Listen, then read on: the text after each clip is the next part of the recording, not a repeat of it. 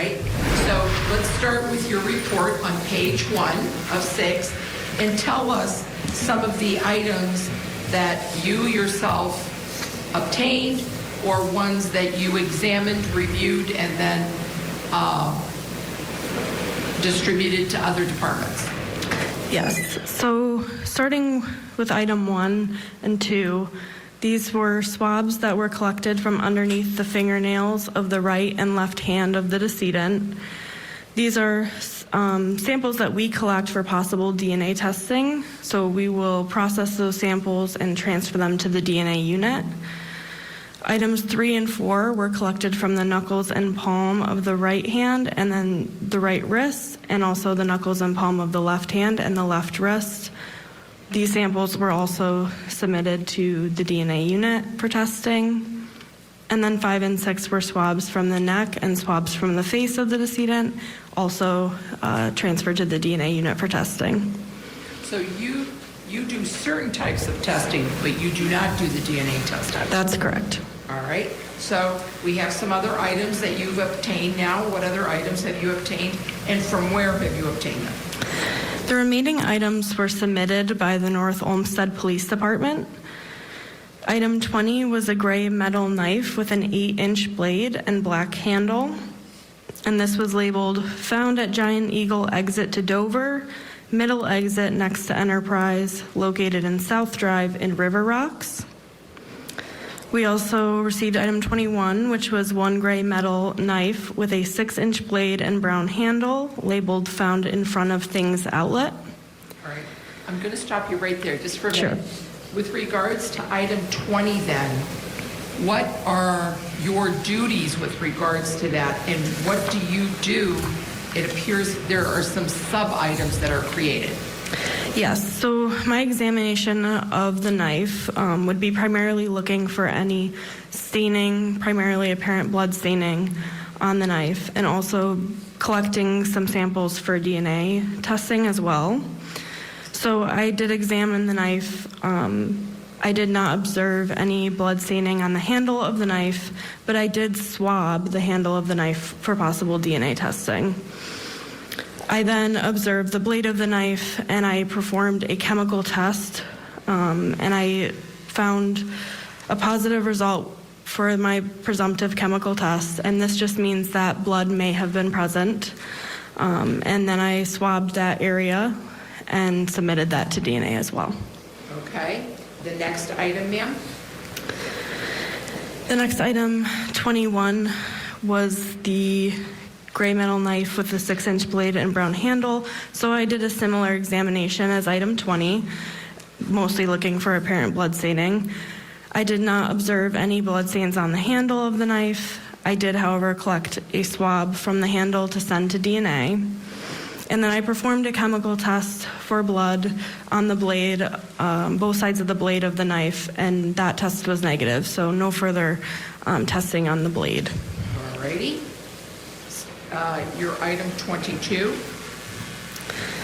Item 22 was one blue t-shirt and one white tank top. And my examination with these clothing items, mainly one thing we will look for is the staining again, so looking for apparent blood staining. Another thing we will look for is damage to the item that is relevant to the case history. So in this case, I would be looking for sharp instrument damage on the clothing. And if I find something, I would mark it with a yellow arrow and assign it a letter and try to determine what type of damage that is. All right. Item 22, then you have some sub-items there? Yes, so when multiple items are received in one bag, we just assign an item number to each individual item. So item 22 was the bag containing both items.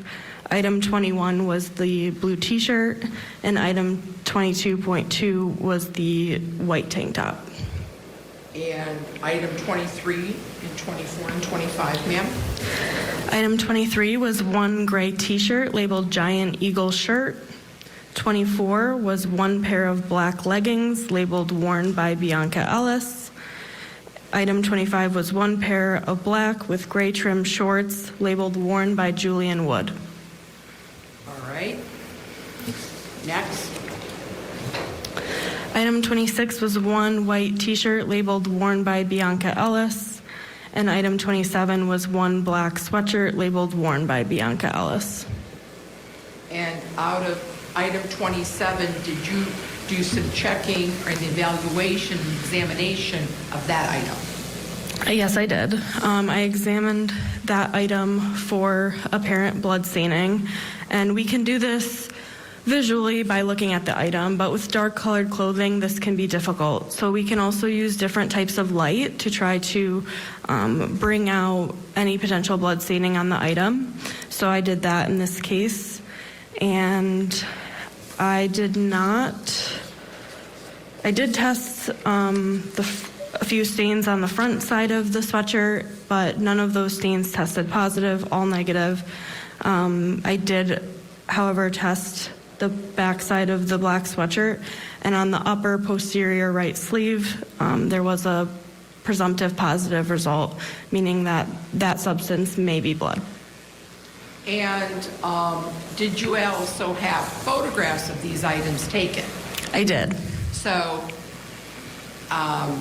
if it's okay with you, I'm going to show some photographs, and do you think we can do the photographs with the results? Yes. We can do them simultaneously. All right. So we're going to show you what's been previously marked, State's Exhibit. Let's start with 152. What are we looking at 152? So you're going to give the description and then your finding. Okay. Okay, thank you. State's Exhibit 152 is an overall photograph of one side of the gray metal knife with an 8-inch blade and black handle. That was item 20 in the trace evidence report. And this number right here, ma'am, who creates that number? The photography unit has that kind of number block. I will tell them the case number and the item number, and they will physically put the numbers on the block.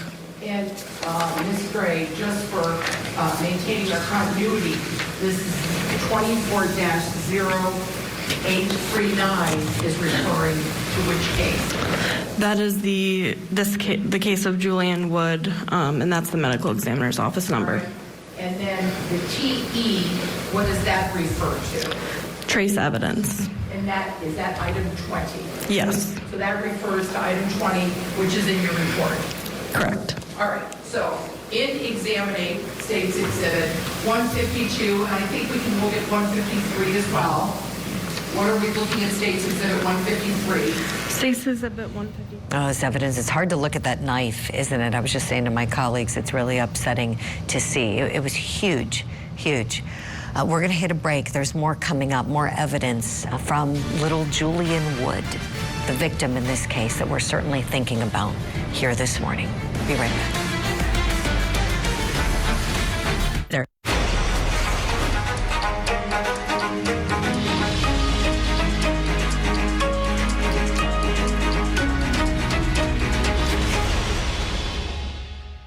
I saw a woman stabbing a mother and child. I saw the knife covered in blood.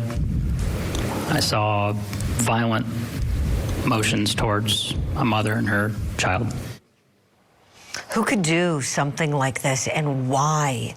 Those are the questions for this jury. We're watching the case of the state of Ohio versus Bionca Ellis. And in real time, we have the lead detective on the stand.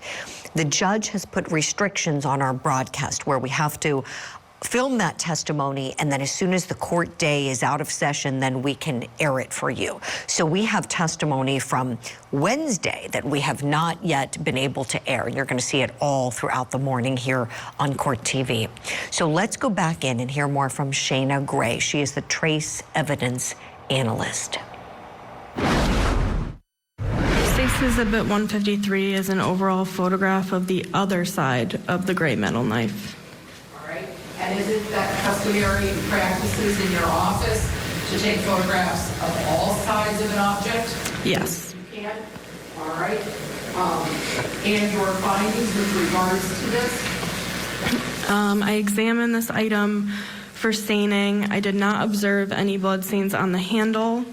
I did test the blade of the knife, and that did test presumptive positive for blood, so that I was able to swab the blade and the handle and send those items to DNA. Right?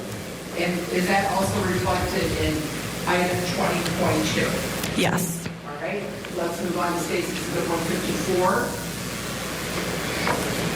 What is State's Exhibit 154? State's Exhibit 154 is an overall photograph of one side of the gray metal knife with a 6-inch blade and brown handle, which is item 21 in the trace evidence report.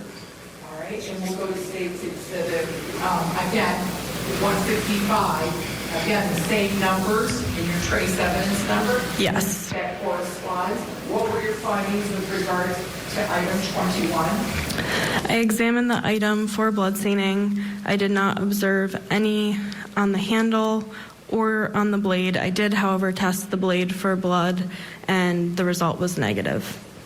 All right, let's move on to State's Exhibit 156. What are we looking at here, ma'am? State's Exhibit 156 is an overall photograph of the front side of the gray T-shirt labeled Giant Eagle shirt. And what item is that? This is item 23 in the trace evidence report. All right, and let's move on to State's Exhibit 157. State's Exhibit 157 is an overall photograph of the rear side of the gray T-shirt, which is item 23 in the trace evidence report. All right, and do you have any findings, with regards to item 23? Yes, I examined this item. I did not observe any blood stains, and I did not observe any sharp instrument damage. State's Exhibit 158. State's Exhibit 158 is an overall photograph of the front side of the black leggings, which are item 24 in the trace evidence report. And State's Exhibit 159. State's Exhibit 159 is an overall photograph of the rear side of the black leggings, which are item 24 in the trace evidence report. And did you have any findings with regards to these items of item 24? I did. I performed testing for blood on both the front and back of the leggings, and that testing was negative. I also examined the item for any sharp instrument damage and did not observe any. Thank you. State's Exhibit 160. State's Exhibit 160 is the front side of overall photograph of the front side of the white T-shirt labeled worn by Bionca Ellis, which is item 26 in the trace evidence report. All right, and State's Exhibit 161. State's Exhibit 161 is an overall photograph of the rear side of the white T-shirt. That is item 26 in the trace evidence report. And what were your findings as to item 26, ma'am? I did not detect blood on the front side of the T-shirt, and I did not observe any blood staining on the back side, and I did not observe any sharp instrument damage. State's Exhibit 162. State's Exhibit 162 is an overall photograph of the front side of the black sweatshirt labeled worn by Bionca Ellis, which is item 27 in the trace evidence report. Okay, thank you. State's Exhibit 163, what are we looking at here? State's Exhibit 163 is an overall photograph of the rear side of the black sweatshirt, which is item 27. State's Exhibit 164. State's Exhibit 164 is an overall photograph of that rear side of the sweatshirt again. This time there is a ruler placed on the upper right sleeve that is marking a location of possible blood staining that I removed from the item. All right, ma'am. And who places that marking on the item? I do. All right, and does that marking reflect, does it provide a number and an item number? It does. And does it provide also a case number? Yes. All right. Moving on to State's Exhibit 165. What are we looking at here? State's Exhibit 165 is a close-up photograph of the area that I removed from the black sweatshirt, which was item 23. And here, do your initials appear on this ruler? They do. All right. And that is the ruler that you have placed on that item. It is. All right. State's Exhibit 166. State's Exhibit 166 is an overall photograph of the front side of the blue T-shirt. That is item 22.1 in the trace evidence report. All right. And did you review and examine this shirt? I did. All right. And what were your findings as to this shirt? As to the shirt, my findings were apparent blood was observed on the front and back of the shirt, and that was it for the front of the shirt. All right. State's Exhibit 167. State's Exhibit 167 is an overall photograph of the rear side of the blue T-shirt. Now, on State's Exhibit 167, ma'am, there is a yellow marker. Could you please explain to us what that is? The yellow marker was placed by me. This is pointing to an area of sharp instrument damage that I observed on the item, and the letter A is just to assign it a letter for the purposes of measurements and photographs. State's Exhibit 167. I'm sorry, 168. State's Exhibit 168 is a close-up photograph of defect A on the blue T-shirt. And ma'am, we also see some stapling of this particular item. Who does the stapling of that item? I will do the stapling of the item prior to my examination. This happens sometimes when we receive items that were cut off of an individual for medical aid. So we will staple the item back together for examination and photographs. And State's Exhibit 169. State's Exhibit 169 is an overall photograph of the front side of the white tank top, which is item 22.2 in the trace evidence report. Okay. And State's Exhibit 170. State's Exhibit 170 is an overall photograph of the rear side of the white tank top. And again, Oh my goodness. It's a lot of blood there on those shirts, and seeing that little baby shirt with that dinosaur. Oh my gosh. I can't imagine how these jurors are feeling right now. Can you? Let's bring in our legal analyst guest, attorney Jessica Mashali.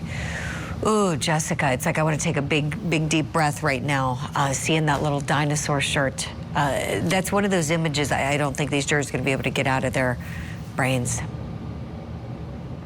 No, they're not going to be able to get it out of their brains. That's something that they're going to be thinking about maybe for the rest of their lives. Even just us watching it here and knowing about this story and listening to it is very, very difficult, and something that I think none of us will ever forget. Yeah, you're absolutely right. I mean, it's so stunning. I think for so many reasons, you're at a place that most people think are safe, right? We don't think things like this happen at a grocery store. You know, it's also broad daylight. There are a lot of people around. The other thing about this, I think, that's also stunning is the victims that were chosen here, for lack of a better way of saying it. We don't know why exactly Margot Wood and Julian Wood were the targets here for Bionca Ellis. We don't know if she was having an episode of some sort and hallucinating, perhaps, who knows, or just evil and vicious and wanted to get them. Don't know, but vulnerable people, right, Jessica? When you think about who she could have gone after here, I mean, I don't know who you could have found more vulnerable than a mother pushing a shopping cart with a toddler. Unfortunately, you see this a lot. You see that people, whether, and regardless of whether her defense is true or not, which I think is yet to be seen, you know that I think it's likely that she was insane, but regardless of her insanity, majority of attacks are done on people more vulnerable. And it's Domestic Violence Awareness Month this month. And so we're thinking a lot about victims. And I think that it's obvious, we see that with child victims as well. People are looking for the easiest attack. Oh, my, just chilling. Jessica, thank you for weighing in on that.